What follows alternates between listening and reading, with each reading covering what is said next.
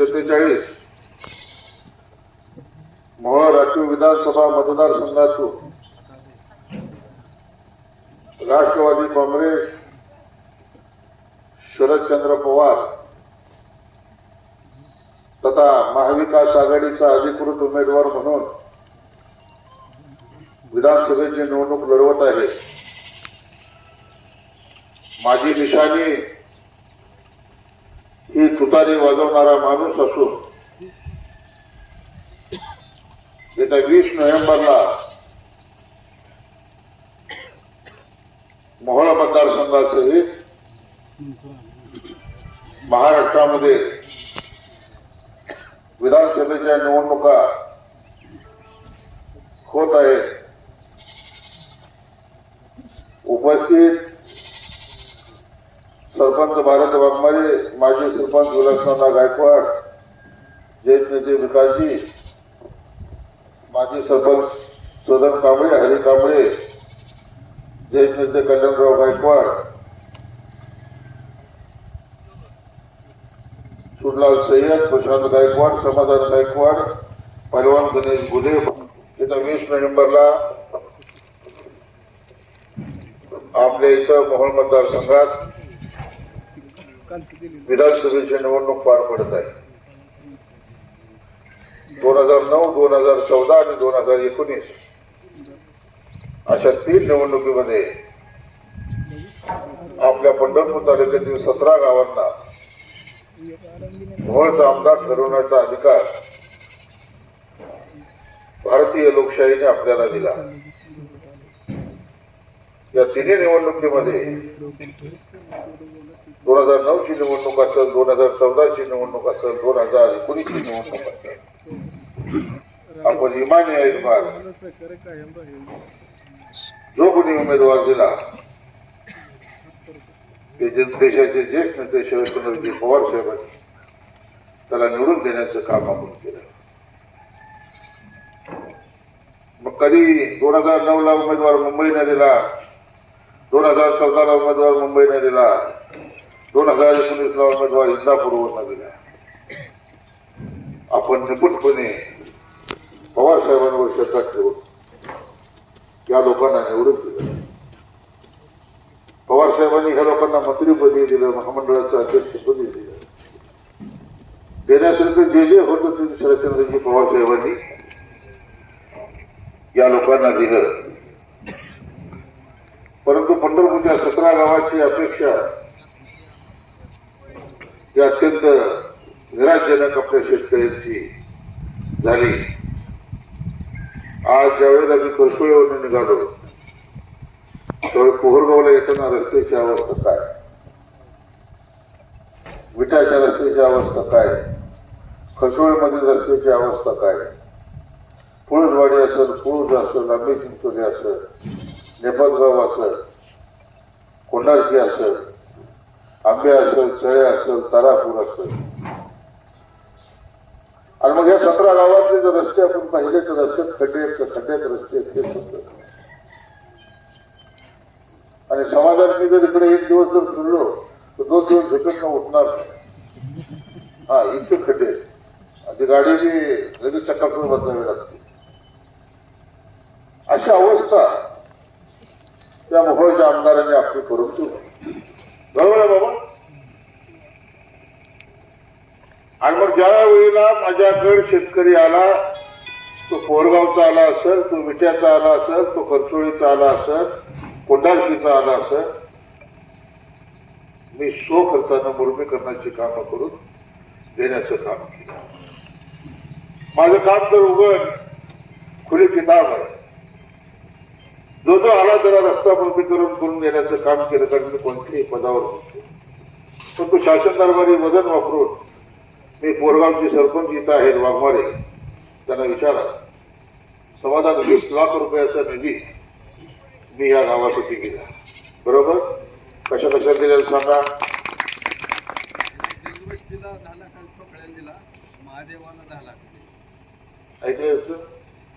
महादेवाच्या मंदिरासाठी 10 लाख रुपये आणि दलित वस्तीसाठी 10 लाख रुपये।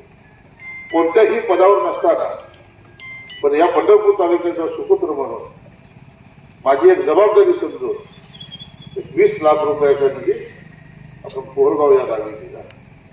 काय माझ्या माहितीप्रमाणे काही रस्ते आपण इथे केले, शेतकऱ्यांनी सांगितलेले केलं. जे जे पोहरगावचे शेतकरी माझ्याकडे आले त्या साऱ्या शेतकऱ्यांचे रस्ते मी करून दिले. काय दिले? ते शेतकरी माझ्या पंढरपूर तालुक्यात. भले आम्ही आमदार निवडून जरी दिला पुण्या मुंबईचा, तर पवार साहेबांनी दिलेला होता म्हणून आपण निवडून दिला. त्याला पवार साहेबाच्याही पाठीत कंदील खुपसला आणि अर्ध्या रात्री पवार साहेबांना सोडून ते बेमान अवलाद टांगापट्टी घोडे फरार झाले. आणि आज हे 20 नोव्हेंबरला आपल्याकडे मत मागायला आहे. आणि जे पवार साहेबांचे झाले नाही ते तुमच्या आमचे काय होणार. म्हणून ही संधी आहे. पोहर गावामध्ये कोणत्याही पदावर नसताना 20 लाख रुपयाचा निधी देऊन पोहर गावाला हातभार लावण्याचं काम केलं. जिथं सरकार कमी पडत होतं तिथं माझी मायबाप जनता ही पोहरगाव मधला माझा शेतकरी बांधव माझ्याकडे आला. पावसाळ्यात त्याची हालत बेकार होती, त्याला शेतातनं गावात येता येत नव्हतं. असे किती रस्ते आपण बनवले?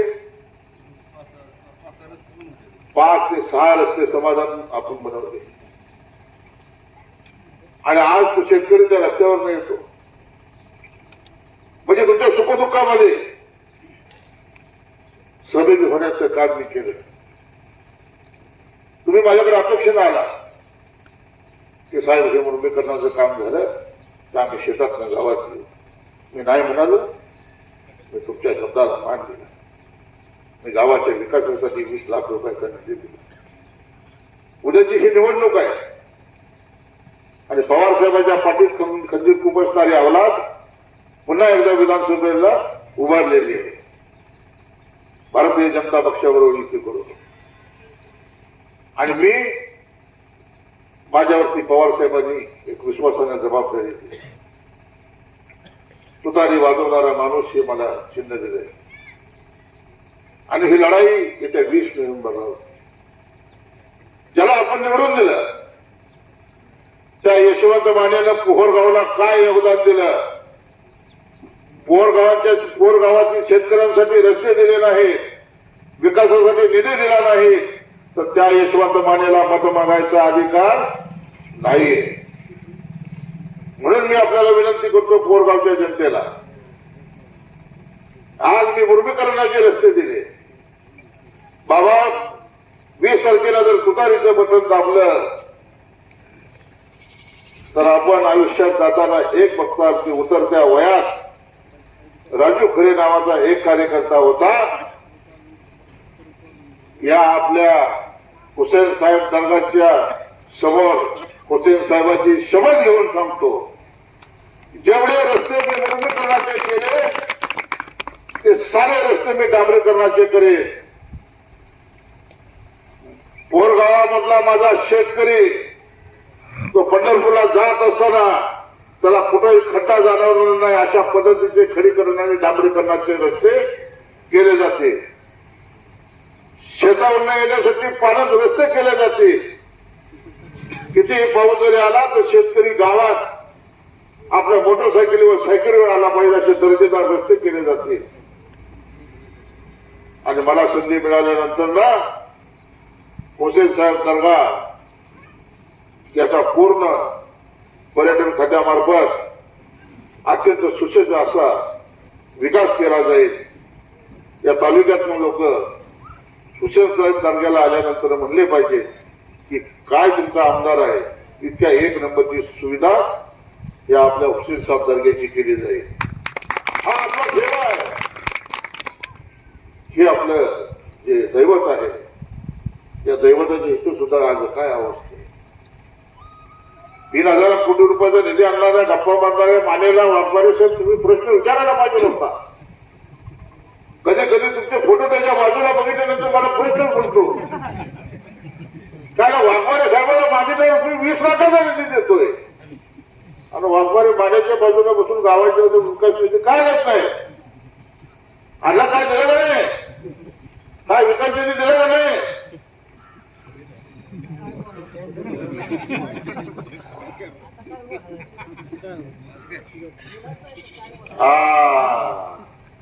सरपंच काय म्हणतात हे म्हणण्यापेक्षा जनता काय आता काय झालं आपण हे माहितीये का मी ग्रामीण भागात करतोय समाजात ते गावाच्या इथं वडाचं झाड असते सारे पुढारी वडाच्या झाडाखाली बसते आणि गाव ह्या साईडला करलंय सगळं